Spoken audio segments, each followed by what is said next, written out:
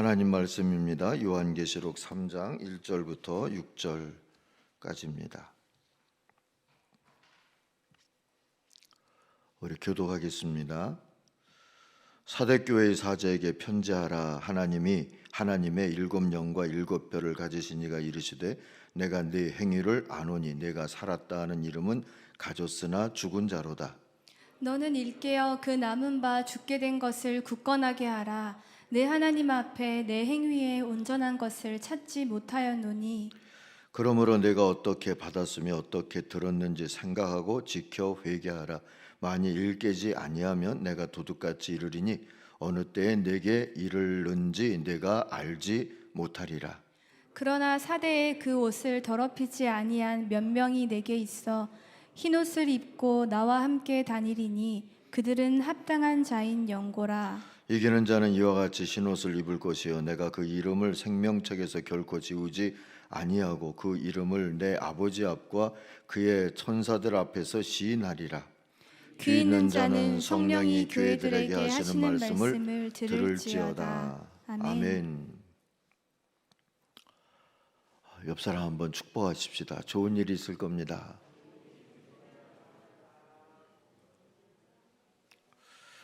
늘 좋은 일이 있을 거라고 축복하는데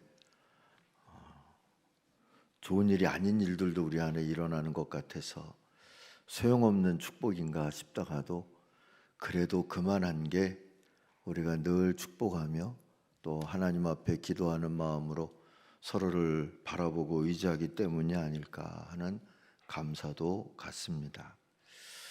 오랜만에 교회로 걸어오는 길을 좀 걸었는데 다리 다치고 그만큼 걷기가 처음이었는데요. 어떤 젊은 여자분이 저를 추월해서 막 가는데 옛날 같았으면 제가 놔두지 않았을 텐데 그게 안 되더라고요. 못 쫓아가겠더라고요. 점점 거리가 멀어지는데 이 다리가 다쳐서만이 아니라 다시 깨달아 보니까 배가 나오고 옆구리에 모래주머니를 찬 것처럼 묵직한 게 달려 있어서 그래서 그런 거구나 하는 생각이 들었습니다. 결국은 이 코로나 한 4여 년 동안에 움직임은 줄었는데 먹는 건 안 줄어가지고 결국 이렇게 된 거구나 하는 생각을 하게 됐습니다. 터툴리아는 식탐은 모든 죄 중에서 가장 뚜렷하게 드러나면서도 우리가 주목하지 않는 죄라는 이야기를 했어요. 그냥 습관의 문제가 아니라 영적인 문제고 죄의 문제다. 이렇게 우리한테 깨우쳐 주기도 했습니다. 식탐이 문제가 될 때가 언제냐 하면 먹을 게 풍족할 때 그렇다 하는 얘기도 해주었어요. 가난할 때에는 그저 계란 한 톨이나 생선 한 토막으로도 감사하면서 또 그것이 하나님을 바라보면서 하나님의 복이라고 고백할 수 있는 조건이었는데 이게 모든 게 풍족하다 보니까 이 감사를 잃어버리고 결국은 식탐의 노예가 되어서 살게 되었다라는 생각도 한편으로 하게 됐습니다. 오늘 주신 말씀을 보니까는요, 이 말씀에도 나타나는 구절이 살았다 하는 이름은 가졌지만 실상은 죽어가고 있다 그랬는데 결국 내 몸을 내가 죽이고 있는 거 아닌가 하는 그런 반성도 하게 됩니다. 사대교회의 문제가 바로 이런 것이었습니다. 살아있다는 이름은 있다고 했으니 있을 건 다 있다 그 얘기 아니겠어요? 할 거는 다 하면서 사는 교회다 하는 뜻이기도 할 겁니다. 그런데 주님의 칭찬은 없고 책망만 받는 교회가 되어버렸습니다. 염직업이 흥하여서 교회도 경제적인 부를 누렸다고 합니다. 사대에는 황제 숭배 신전이 원래는 있었는데 서머나에 빼앗기고 난 다음에 우상 숭배의 기운도 그다지 강하지 않았습니다. 로마의 간섭도 비교적 적었습니다. 그런데도 사대교회는 살았으나 실상은 죽어가고 있었다 하죠. 주님이 말씀하신 것처럼 잎은 무성한 무화과, 그런데 열매는 없는 그런 무화과처럼 돼버리고 있었던 것이죠. 이 사대는 BC 6세기경부터 리디아라고 하는 왕국의 수도였습니다. 인근에서 가장 화려한 그런 도시이기도 했습니다. 그러나 페르시아, 헬라, 시리아 등등의 침략으로 인하여서 계속 쇠잔해 가다가 BC 17년경에는 지진으로 인해서 폐허가 됐습니다. 로마 시대가 되어서 로마의 티베리우스 황제의 도움으로 재건이 되기 시작했던 이른바 신도시 중에 하나였던 셈이지요. 그러면서 이 요한이 편지를 쓸 때쯤은 제법 다시 번영을 했던 그런 도시가 되었습니다. 근데 이 도시에 심각한 약점이 있었는데 그건 뭐냐면 전략적인 어떤 욕충지의 지위를 다 빼앗기고 난 다음에 이 고레스 왕 때부터 페르시아 때부터 이 도시의 유흥 그런 문화를 장려하게 되었어요. 염직업이 흥하면서 돈은 돌고, 그리고 그것이 어떤 다른 일에 쓰이기보다는 유흥 문화가 활발하게 되어져 버리니까 자연히 사치와 음란의 도시가 되었습니다. 결국 물질은 풍요했는데 정신과 영성은 쇠잔해가는 도시가 되어 버린 것이지요. 이런 도시와 이런 도시에 세워주신 하나님의 교회에게 주님이 주신 경고와 교훈의 말씀이 오늘 사대교회에게 주신 말씀인 겁니다. 첫 번째 교훈은 뭡니까? 오늘 일깨어라 하는 단어가 2절, 3절에 보면 나오고 있어요. 일깨어라, 자기 자신을 깨워라 하는 뜻으로 다른 번역 성경은 얘기해 주고 있습니다. 일깨어라가 무슨 뜻일까? 3절에 보니까 이것을 설명으로 들을 수 있을 것 같은데 생각하라, 지켜라, 회개하라 하는 단어가 3절에 보면 이어지죠. 생각하고 지킬 것을 지키고 회개할 것을 회개하는 게 자신을 일깨우는 일이라는 깨달음을 얻게 됩니다. 주님은 사대교회와 오늘 성도들에게 좀 생각해 보라 하고 말씀을 하시는 겁니다. 내가 지금 살아있는 건지 죽어가고 있는 건지를 무엇보다도 생각하라 하고 얘기를 해주십니다. 사대교회를 생각해 보니까 아이러니하지 않습니까? 박해도 없죠. 내부에 이단도 별로 없었습니다. 그런데도 교회는 영적으로 혼수 상태가 돼버렸다 이 얘기잖아요. 이유가 뭐겠습니까? 평안하니까 춤추고 먹으며 세속 문화를 즐기다가 무사안일주의에 빠져버렸기 때문입니다. 박해나 이단보다 더 무서운 것은 바로 도전받을 일이 없는, 그리고 도전할 의욕도 잃어버린 무사주의라고 말할 수 있을 것 같아요. 우리가 앞에서 보았던 에베소, 서머나 버가모, 두아디라 교회는 박해나 이단의 유혹 때문에 괴로웠지만 그러느라고 죽지는 않았어요. 문제가 있고 아픔을 느낀다는 것은 겸손하게 자기 자신들을 성찰할 기회가 되고 생명 회복을 위해서 하나님 앞에 간절히 기도할 간구의 가능성이 되었다는 것이죠. 그런데 사대는 그런 게 없었어요. 그러다 보니까 하나님 앞에서 간절히 기도할 제목을 잃어버렸어요. 스스로의 신앙생활에 대해서 고민할 그럴 자세도 갖지를 못했어요. 아무것에서도 도전받지 않았고 또 도전할 것도 없었어요. 그런데 어찌 보면 이렇게 평탄함이, 그리고 그들의 호조건이 교회를 서서히 죽게 한 셈이지요. 사탄은 굳이 이 교회를 건들 필요가 없었어요. 그냥 사대교회의 무사주의와 탐심에 맡겨두면 서서히 죽어가다가 어느 날 도적같이 임하는 주님의 심판 앞에 설 것이기 때문이죠. 사랑하는 성도 여러분, 우리도 한번 생각해 보십시다.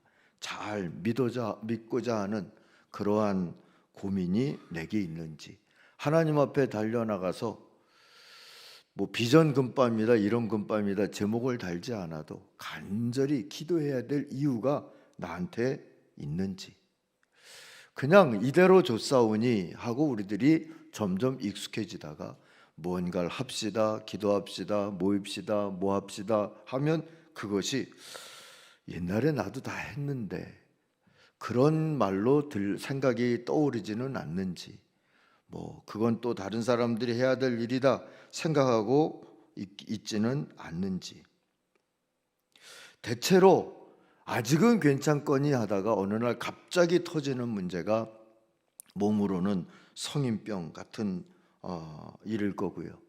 결국 방심하다가 어느 날 큰 사고, 참사가 터지는 우리들의 삶의 모습이 되지 않는가 싶습니다. 근데 따져보면 그때 터진 것일 뿐이지, 그때 넘어진 것일 뿐이지, 그 전에 벌써 우리는 서서히 죽어가고 있었는지도 모릅니다. 오늘 하나님의 말씀은 평탄한 것을 감사해야 되겠지만 감사 속에서도 하나님 앞에서 우리들의 삶을 그리고 우리들의 신앙생활을 생각해보고 지킬 것을 지키고 그리고 회개할 것을 회개하는 그런 모습이 되어야 한다고 깨우쳐 주십니다. 코로나를 벗어나면서 우리들이 회복을 얘기하고 다시 부흥을 얘기하고 또 어딘가로 돌아가자 하는 얘기를 하는데, 여러분 옛날로가 아니라 주님께로 돌아가는 우리들의 간절함이 필요합니다. 하나님을 의지하고 혹 작든지 크든지 나에게 기도할 제목이 생겼거든 오히려 감사하고 이 일로 도전을 받고 도전하면서 하나님 앞에서 나 자신을 일깨우리라 해야 합니다. 그런 것이 생각내지 아니하고 모든 삶이 나로 하여금 무사주의에 빠지게 되는 그런 형편 속에 처해 있거든. 무엇보다도 스스로를 일깨기 위해서 애써야 합니다. 어떻게 애써야 할까? 오늘 주신 말씀에서 보니까 은혜와 은사를 따라 나부터 연습해야 된다고 하는 사실을 가르쳐 줍니다. 강조할 수 있는 말은 나부터 그리고 은사를 따라라는 표현일 수 있을 것 같아요. 가정사역을 하는 어떤 목사님의 글을 재밌게 읽었습니다. 일깨워라 하는 말씀의 의미를 설명할 만한 글이다 싶어서 소개를 합니다. 이 목사님이 아내와는 달라도 너무 다르다 하는 경험을 하면서 결혼 생활을 하고 계신답니다. 남편은 오른손잡이인데 아내는 왼손잡이래요. 아내는 습관대로 국그릇을 왼쪽에다가 잘 갖다 놓는답니다. 별일 아닌 것 같은데 그 차이가 이 목사님에게는 신경이 쓰이는 거죠. 이 국그릇이 오른쪽에 있어야 되는데 아내는 자기 생각대로 자꾸 왼쪽에다가 갖다 놓는 그것이 신경이 쓰인다는 거예요. 남편은 종달새형이랍니다. 새벽 시간에 일어나서 그 다음에는 설친다는 거예요. 늦잠을 자면 무조건 게으르다 그렇게 생각이 된답니다. 근데 아내는 올빼미형이래요. 밤새 부엉부엉 하다가 새벽녘에 잠이 든다는 거죠. 그러니까 이 잠자는 습관도 안 맞아요. 남편은 물 한 컵을 마셔도 마신 컵은 즉시 씻어두는데 누군가가 해야 할 일이고 언제 해도 할 일이다 싶어서 그렇게 한답니다. 그런데 아내는 그게 안 된대요. 찬장에서 꺼내 쓸 그릇을 다 없어질 때까지 꺼내 쓰다가 한꺼번에 씻고는 몸살이 난답니다. 이 남편은 약속 시간에 늦은 적이 거의 없대요. 미리 준비하는 스타일이죠. 그러나 아내는 떠나야 할 시간에 화장한다고 정신이 없답니다. 다가가서 보면 참 가관인 게 화장품 뚜껑마다 죄다 열어놓고 한다고 그래요. 남편은 그게 안 참아진다는 거죠. 자기도 모르게 버럭 화를 낸답니다. 아니 이렇게 두고 외출했다가 집에 돌아오면 향이 다 날아갈 텐데 뭐 때문에 비싼 돈 주고 화장품을 사 한다는 거죠. 나중에는 견디다 못해 성경책까지 들이밀게 됐답니다. 여보, 예수님이 부활만 하시면 됐지 뭐 때문에 그 바쁜 와중에 수의와 수건을 개켜놓고 나오셨겠어. 당신같이 정리정돈 못하는 사람에게 정리정돈이 얼마나 중요한지 말하고 싶으셨던 거야. 그게 부활의 첫 메시지야. 당신 부활을 믿어 안 믿어? 그렇게 아내를 다그치고 몰아붙일 때 하늘에서 음성이 들렸답니다. 야, 이 자식아, 잘하는 네가 해라. 이놈아, 안 되니까 붙여놓은 것 아니냐. 너무 큰 충격이었대요. 고정관념이 깨지는 그런 충격이었답니다. 사람들이 궁금해하는 것이 있죠. 나의 은사는 뭘까? 하지만 뜻밖에도 너무 간단하게 은사를 알 수 있는 방법이 있습니다. 내 속에서 생겨나는 불평과 불만, 그것이 바로 자신의 은사이기 쉽습니다. 이를테면 제가 얘기해 드린 이 이야기 속에 목사님의 아내는 물건이 제자리에 놓여 있지 않고 화장품마다 뚜껑이 열려 있어도 그것이 눈에 들어오지 않는 거죠. 불편하지 않는 거예요. 그러나 남편은 금방 불편해지고 화가 치밀고 그러죠. 이 남편에게는 깔끔함과 정리정돈에 탁월한 은사가 있다 하는 증거이지 않겠습니까? 그런데 하나님은 그 은사를 왜 주셨겠습니까? 그 목적은 상대방의 마음을 박박 긋고 마음에 상처를 입히는 무기로 사용하라고 주시진 않았을 거 아니에요. 은사는 사랑하는 사람을 섬기라고 주신 선물이라고 우리가 아마 신앙생활하면서 100번은 넘게 듣지 않았을까 싶습니다. 이런 걸 깨달았게 된 이 목사님은 아내를 태하는 태도를 바꾸었대요. 아내가 화장하고 있으면 다가가서 물어본답니다. 여보, 이거 다 썼어? 뚜껑 닫아도 돼? 이것도 닫는다? 하면서 뚜껑을 닫아준대요. 그런데 놀라운 일은 그렇게 야단칠 때는 꼼짝도 안 하던 아내가 서서히 변해가더라는 거죠. 닫는 정도가 아니라 얼마나 세게 닫는지 가끔은 남편에게 이 뚜껑 좀 열어달라고 부탁을 하게 될 지경이 됐답니다. 여러분, 내 변화 없이 누구도 변화시킬 수 없다는 것, 우리 이야기가 우리에게 가르쳐 주죠. 이런 기도를 하시는지요? 제가 젊었을 때는 하나님에게 세상을 변화시킬 만한 힘을 달라고 기도했습니다. 하지만 중년이 되었을 때 그런 나의 기도가 얼마나 어리석은지를 알게 되었습니다. 철들어 여생을 돌아보게 되면서 제가 지금 드리는 기도는 저를 변화시켜 달라는 것입니다. 만약에 제가 처음부터 이런 기도를 드렸더라면 제 인생은 달라졌을 것입니다. 사랑하는 성도 여러분, 문제가 여기 있지 않습니까? 열정도 확신도 은사도 우리가 불평과 언쟁으로 바꿔버리지 말고 스스로 고민하고 자신을 일깨우는데 사용해야 할 줄로 믿습니다. 주님이 주신 지혜는 깨닫고 은사를 깨달으면서 이건 지켜야 되겠구나. 이걸 지키기 위해서 내가 회개할 것은 이걸로 누구를 공격하지 아니하고 섬겨야 되겠구나 하는 사실을 우리들이 깨달으며 회개하면서 살아간다면, 그러면 우리 하나님께서 허락하여 주신 대로 자기 자신도 일깨우고 다시 한번 새로운 기도 제목들을 붙들고 또 다른 도전을 하며 비전을 가지며 기도하며 하나님의 뜻을 이루는데 합심하게 되어지는 그런 자리에 이르게 될 줄로 믿습니다. 이제 무엇이 우리들한테 필요할까? 저는 오늘 이 사대교회 말씀을 읽으면서 수도원 영성을 제안해 보고 싶어요.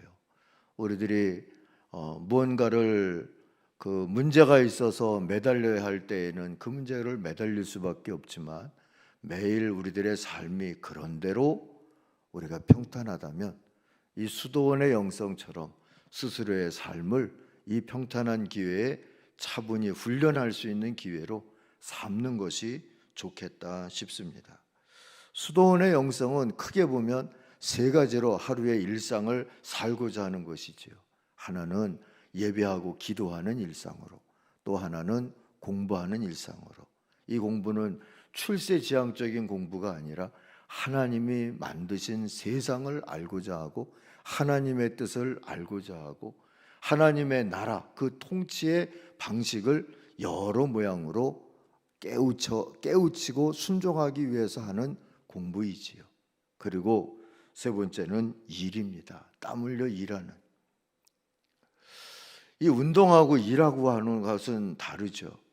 일은 하나님의 나라를 섬기는데 필요한 그러한 자세다, 이렇게 생각하면 좋을 것 같아요. 그래서 옛날 수도원에서는 이 세 가지를 늘 하고자 했습니다. 아침 일찍 일어나서 하나님 앞에 엎드려서 기도하는 일. 다윗도 그리한 것처럼 하루 3번씩 하나님 앞에서 기도하고 예배하고 대도라고 하죠. 또 함께 중보하면서 모두가 모여서 함께 하나님의 나라를 구하면서 기도하는 일들을 이 하루의 일상 속에 중요하게 했습니다. 그리고 자기 개발이 아니라 사랑 실천을 위해서, 그리고 전인적인 순종을 위하여서 공부하는 일을 했죠. 그래서 옛날 수도원으로부터 근대 대학들이 다 시작이 되어지고, 수도원으로부터 모든 이 과학적이고 또 그런 일들이 많이 개발이 되고 일어나고 했던 것을 우리들이 기억할 수가 있죠.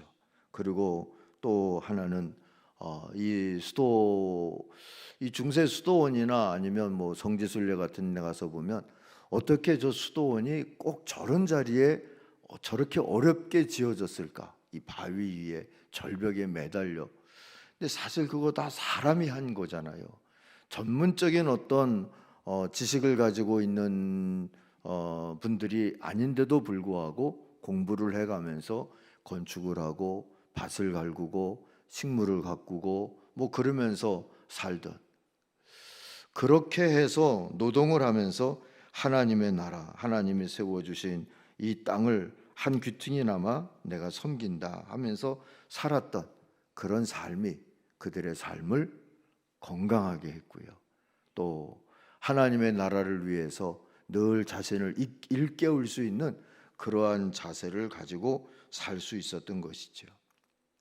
우리들에게도 한번 우리 자신들의 이 삶을 돌아볼 기회가 있다면 한번 이걸 돌아보면 좋겠어요. 나한테는 이런 균형이 잘 맞아 있는가? 나는 예배하는 자리, 그리고 기도하는 시간, 기도하는 질과 양, 나한테는 합당한가? 충분한가? 내가 하나님의 말씀과 더불어서 하나님께서 세상을 다스리시는 그런 하나님의 나라를 알기 위하여서, 또 그렇게 순종하기 위하여서 얼마나 내가 공부를 하는가. 너무 입시 공부를 하다가 와서 그런지 학교를 떠나면 공부하지 않는 그런 이 경험들이 너무 우리한테는 많지 않나 싶은데요. 여러분, 하나님께서 세상을 다스리는 이 세상 궁금하지 않으십니까? 하나님께서 어떻게 우리들의 삶을 이끌어가고자 하시는지, 이 나라는 어떻게 이끌어가고자 하시는지, 제가 책을 읽으면서 감탄을 했던 것은요, 이 구한말에 우리는 이 남북한 한반도 문제만 가지고도 쩔쩔매는데 이 동북아 전체를 생각하고 아시아 전체를 생각하면서 그걸 공부하고 이 나라들이 이웃 나라들과 함께 어떻게 평화로울 수 있을까, 이걸 가지고 고민하고, 또 그랬던 사람들의 글이 있고 또 책이 있고 그런 걸 보면서요, 대단하다 하는 생각을 한편으로 하게 됩니다. 세상을 그렇게 어떻게 넓게 보면서 살 수 있었을까 하는 그런 생각을 하게 되죠. 우리들이 좀 그런 생각을 가지고 하나님 앞에서 공부할 때 우리의 기도가 더 풍성해지고 풍부해지지 않을까, 새로운 어떤 도전과 기도 제목들이 새로워지지 않을까 하는 생각을 갖습니다. 우리 교회의 이 정원이 아주 예쁜데, 제가 이 잔디를 막 심을 때 큰 소리 친 게 하나 있어요. 잔디는 제가 깎겠다, 그리고 큰 소리 쳤었는데 그게 만만한 일이 아니더라고요. 뭐 이런저런 핑계로 잔디 깎는 일 못했어요. 근데 한편으로 그럴 가끔씩 뭔가 허리 굽히고 일하고 옷을 더럽히면서 일을 하고 보면 교회를 정말 섬길 것 같은 그런 기쁨이 있어요. 땀 흘린 다음에 누릴 수 있는 그런 감동이 있고 그래요. 그럴 때 먹는 짜장면 한 그릇이 정말 감사하고 정말 맛있어요. 이게 우리들이 이 돈으로 해결하는 일들이 많고 또 뭔가 일을 이 분업을 해서 한다고 그럴까요? 뭐 이러면서 하다 보니까 이거는 사오면 될 일이고 이거는 누구를 시키면 될 일이고 이거는 뭐 알바로 해결하면 될 일이고 이런 게 요즘은 너무 많지 않나 하는 생각을 한편으로 해봅니다. 우리 좀 땀 흘리는 자리를 여러분도 한번 교회를 위해서 어느 한 구석은 좀 생각해 놨으면 좋겠다 하는 생각을 해요. 이 부분만큼은 내가 좀 손을 좀 대면 좋겠다. 뭐 마음대로 막 대라는 소리가 아니라 그래도 이런 것은 내가 좀 했으면 좋겠다 하는 그런 생각을 해봅니다. 전에 우리 김승준 전사님이 주일 오후가 되어지면 화장실을 한 번씩 살피곤 했던 것을 제가 기억하는데요. 누가 그걸 그분에게 하시리라고 기대를 하거나 또 그걸 누가 주문을 했겠습니까마는 교회를 생각하고 가지고 있는 애정을 가지고 그렇게 한 번씩 살펴주시는 걸 보면서 제가 존경하는 마음을 가졌습니다. 우리의 삶이 그래야 이 수도원 영성과 같은 삶을 좀 회복을 해야 나를 거기 교회로 두신 자리에서 더 건강하게 하나님의 뜻을 이루면서 스스로를 일깨우면서 또 칭찬받는 그런 교회와 성도의 삶으로 나아가게 되지 않을까 싶습니다. 성경은 자기 자신을 이기는 자, 또 이게 하나님의 뜻에 순종시키는 자라고 하는 뜻을 가지고 있는 말인데요. 이런 사람들은 성을 정복하는 용사보다 낫다 그랬어요. 오늘 이기는 자는 하고 오늘 말씀도 깨우쳐 주는데 누구랑 싸워야 되겠습니까? 오늘 우리 자신들을 또 잘 이겨내면서 하나님 앞에서 선다면 나도 변하고 성장하고 내 기도도 변하고 성장할 때 내 가정도 변하고 또 교회도 변하고 세상도 변하는 그런 역사들이 이루어질 줄로 믿습니다. 우리 주님께서 너희가 세상의 빛이다 너희가 세상의 소금이다 하셨을 때 꿈꾸셨고 바라셨고 기대하신 것들이 그런 거 아니겠습니까? 우리 소금길 사경회를 통하여서 저는 그 그림에 참 감동을 받았는데 우리 주님이 머리가 되어 주시는데 온 세상에도 머리가 되어 주시고 그리고 그 안에 이렇게 사람 모양을 그리시고 교회에도 머리가 되어 주시는 우리 주님이 주권을 가지셨다는 뜻이 바로 그런 거 아니겠어요? 하나님의 주권을 고백하면서 우리들이 하나님의 쓰심에 합당한 교회로 우리 스스로를 일깨울 수 있도록 사대 교회가 처한 환경과 같은 속에 처해 있을지라도 더더욱 건강하게 그리고 복되게 하나님의 뜻을 이루어가는 교회가 되기 위하여서 우리 스스로들을 일깨울 수 있는 하나님의 사람들이 되게 해 주십시오. 그렇게 우리들이 기도하는 그런 오늘이 될 수 있기를 바랍니다.